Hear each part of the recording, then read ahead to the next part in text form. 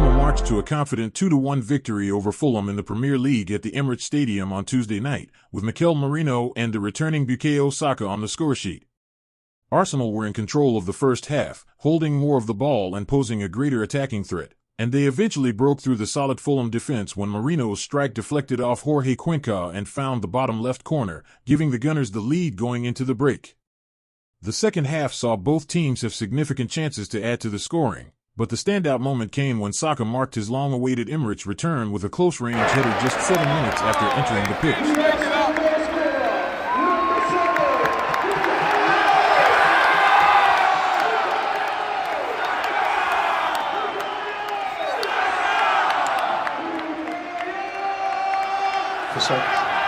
Yes, a good moment. I think when you have the opportunity to feel how much people appreciate and love you, it was a good moment. On top of that, we managed to play some big parts of the game really well, win the game, and adapt to, again, some circumstances that they weren't too positive for us, but overall 3 points. And the way you came running to the fitness staff to sort of celebrate the work they've done for them as well, what does that say about your football club? Very good. I think these kids, they are really appreciative of everything that they do for him, and the staff as well. They sacrifice a lot of things, they put a lot of work, and it was a good moment as well, and it tells as well the person behind the player.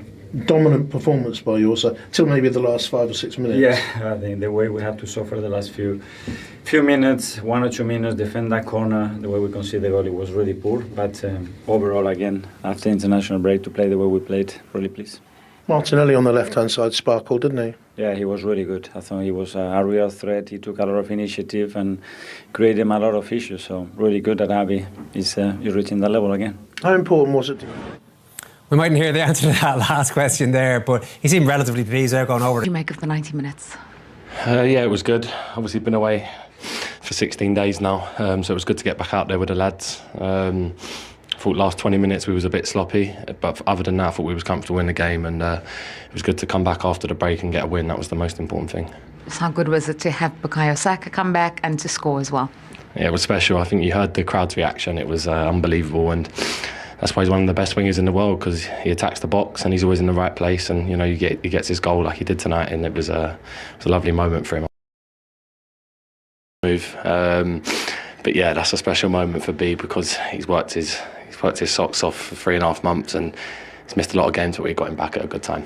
Yeah, on a slightly less happy note, obviously the 2 defensive injuries, a big worry with this big games coming up especially. Yeah, it's disappointing. Obviously I don't know what's happened too much, to be honest with you, but 2 of our key players injured.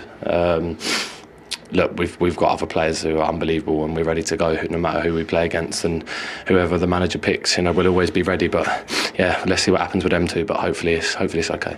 Well done tonight. Thank you. Right at the end there. Wow, I mean, the header from Muniz, I don't know how he ended up putting that wide.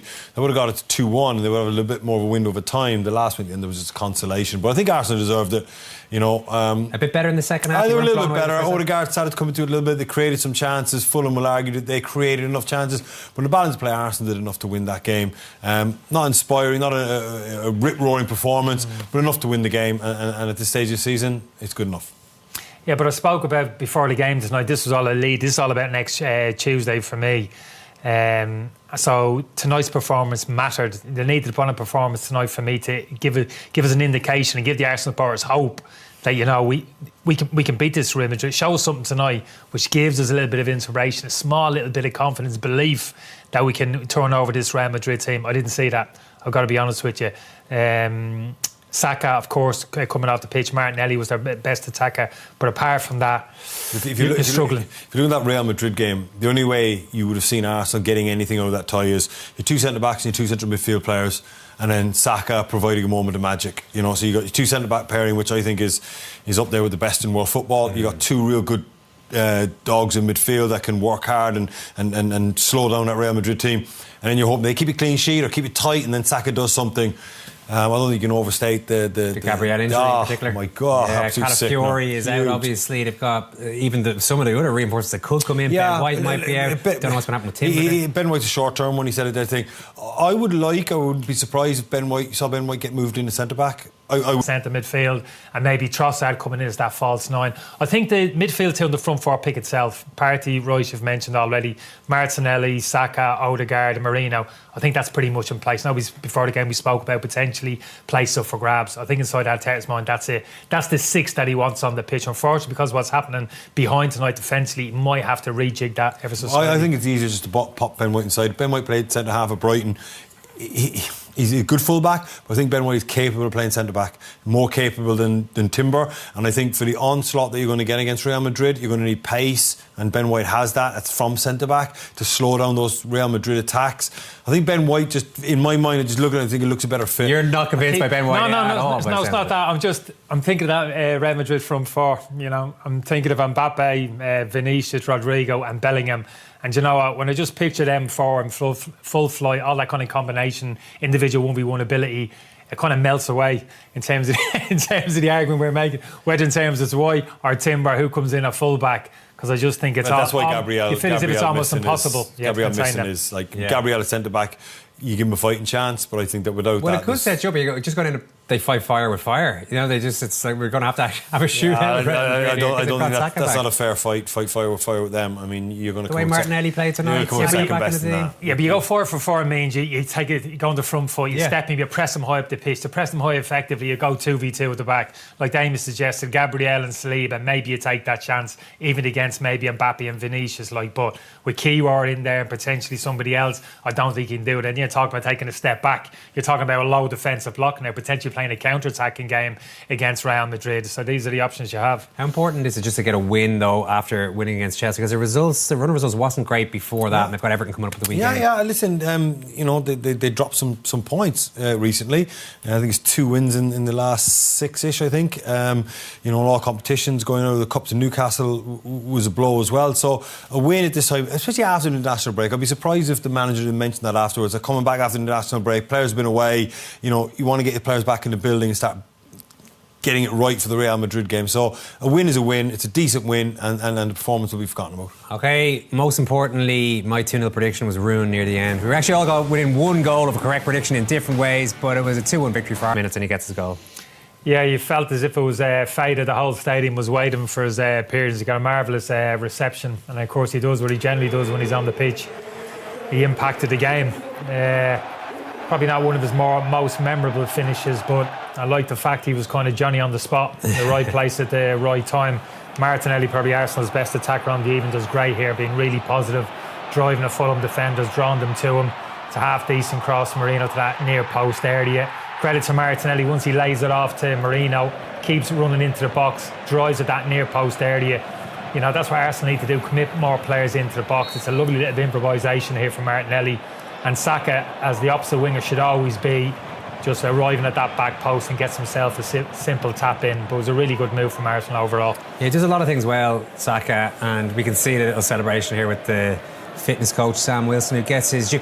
Saka has that reputation around the club, and you see, if anyone saw the Amazon documentary, you can see how good he is with people and how well liked he seems to be around the place. I mean, it's not the biggest thing in the world, but it seems quite evident by how everyone in the stadium is reacting to it. Look, it's a great moment for the fitness coach Sam Wilson. It's a great recognition for him, because when you're out long term, you spend an awful lot of time with one person. You're best friends pretty much, first thing in the morning right through the last thing of the day, and you're always pushing your fitness coach, want to do more. Can I up it? Can I do one more run? Can I join in? Can I join in training? Can I do the warm up? Can I join in the rondos? And he's telling you no a lot and he's like, no, hang on a minute. Yeah. So he has to try and keep the reins on you. And they say the worst of you, I think the early part of those injuries, you've probably had them as well. You're not a happy bunny, your head's down, you're an angry ant, you almost resist the kind of information that you don't make it easy for them. So yeah, it's important. I'd say they're almost like physio stroke psychiatrists, that those people. They're so important in terms of getting in between your ears and getting you straight between the ears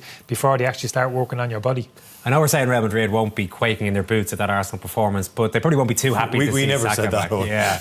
Well, okay. Well, you wouldn't think they would be. Yeah. I mean, Real Madrid are going to be favourites for that tie, but with Saka back, that's got to give him a puncher's chance, at least in attack. It gives Real Madrid something to think about. Yeah. So Bukayo Saka is the type of player that in the lead up to the game, he has to be accounted for. So when you're doing your team shape of defending and attacking, he is in the forefront of your thoughts. You know, Carlo Ancelotti and his staff there, you'd always have to have a plan for him. When he gets the ball, do we get him down the line? Are we getting him inside? Do we expect a midfield player to come back? Vinicius is going to go back and help the left back. So we're expecting a six to come across. Do we expect the centre back to come out? So that's a credit to Saka, the influence he has in world football now. So Real Madrid have to account for that. They will. I just don't know if Saka on his own will be enough. It's the only area I think you'd argue is maybe a slight potential weakness in that Madrid team at left back. Maybe Garcia or Mendy. Don't know who's going to play. Whoever does, yeah, they'll have their hands full, and it will be interesting. I think Ancelotti's smart, and he understands that. So I think it wouldn't surprise him if he has a solution. It might be Bellingham over that side of the pitch rather than Vinicius, who he knows is going to track back and double up in those situations, because he'll know he puts Saka out of the game, they're as good as through. We can get some reaction now from one of Saka's teammates, Declan Rice. He got the assist, and he was really a thorn in Fulham's side all night. Yeah, it's one of the best games I've seen him have for a long time for Arsenal, if I'm being honest. He's involved in a lot of chances. Talented player, kind of burst on the scene. I always feel he's spent too long out of games. Tonight was one of those nights where he was just the main man. Everything came down his side. When you're playing against a low block, flat back five, you know, you need to open up defences. And one way of doing it is getting a white to him in 1v1 situations. And he tortured Castagna, really did. But not just him, they created chances from set plays, as they always will, Arsenal. Wide free kicks, corners, they do pose a huge threat. But with Saka out of the team, it was important for someone like Martinelli to take the reins and be the forefront of Arsenal. Miguel Merino there as well, got himself another goal tonight. He's actually got a pretty good goal scoring record since he went up front. Yeah, no, I'm gonna fight his corner a little, because you have to remember he's a centre midfielder. He's been centre midfielder, shifted up to centre forward and said all the best. You know, you've got to do a job for us up there. It's not easy. Totally different position. Back to goal, facing back down the play. Don't think he's helped at times. Spoke about Odegaard this evening, detaching himself too much from the centre forward, not really helping him out. But I still think if you get good enough delivery into the box, occasionally will chip in. And he's not the medium to long term solution. We know that. But I give him a bit of credit. You know, his chin's up. He's trying to do the right things, trying to get into the right areas. And like you've suggested, he's chipped in with a few important goals. Were there a few cracks appearing in the Arsenal defence even before the late consolation goal? From a few chances. Yeah, kind of ties into my theory about Ben White going in at centre back. If you look at a lot of these chances, you know, Kiwior, just not sure about him. This is a great move away here for them. Raul Jimenez has a nice shot. Listen, it's a good save, but again, it's tidied up, but it's more the crosses coming in the box, some of his positioning. Obviously, you got this one here where he gets in a good position, takes a touch, and Adama Traore takes it off him. I just get an uneasy feeling when he's on the pitch. They're nowhere near as solid. That much is obvious. And we're obviously expecting when there's a change at centre back, you know, it won't look the same, but I'm not sure this guy has what it takes, and certainly not against Real Madrid. Obviously the breakaway here, this is the miss from Muniz. I can't believe he's missed this. But again, if you look at Kiwior's position, he's only got one player to mark. All you got to do is stay with him. He drops onto the line for some reason. I have no idea why any centre back. He's pointing at the straight. Somebody else needs to take the striker. Yeah, but you're centre back, you're one-on-one. There's only one in the box right now, two centre backs. Okay, there's one arriving. Maybe he gets taken by the run there of Pereira. But still, go and take Pereira. You don't drop onto the line, and then obviously the goal comes as well with him. Look, he's got Muniz. His first instinct is always take a step back, and that's why he doesn't get close enough there to Sessegnon for that header. I think you got to be touch tight in the box, and I think his first instinct is always take a step back. That's a protective thing. I want to give myself space and time to make a decision. I just rather him go and engage. Like you said, if Muniz had scored that earlier chance, then maybe there would have been a bigger window to get an equaliser. As it was, it ended up being a consolation goal for a player who is capable of scoring these off the bench. Yeah, absolutely. I thought they were better Fulham second half with the substitutions that they made. Lewis Skelly here, I thought, had a very dodgy second half. Made a couple of mistakes. That's a big worry. He has a double deflection here. Don't get me wrong off Saliba. Look at Lewis Skelly here. You don't have to win every single ball. He's a lad who's got a lot of confidence, a lot of self-belief. But sometimes that can work against you. You can't win every single tackle that you're involved in. Should have been dropping into the space early and allowing Sessegnon to have that ball to his feet. He didn't. Sessegnon got into the space, and then it's that domino effect. Arsenal get dragged across.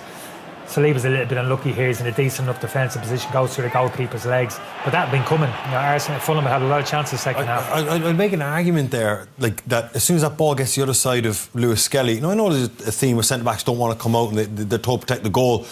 But I'd like him to see him slide across there earlier. You know, Fulham didn't have a lot of players in the box. I think it was only the goal scorer and Saliba. I think if you slide across there and engage him higher up the pitch, but Kiawar just got caught in no man's land. He's not protecting the near post. He's not helping Saliba. He's just floating outside the width of the goal. So again, technical stuff, but some of his fundamentals, I just get a little bit. Yeah. Well, that's a massive worry. I mean, if he can't do the fundamentals in terms of what's coming down the road, you're in trouble. He's just not good enough. Simple as that. Centre half or left back, he's not at that level. Let's have a little look at what is coming down the road by looking back at what happened.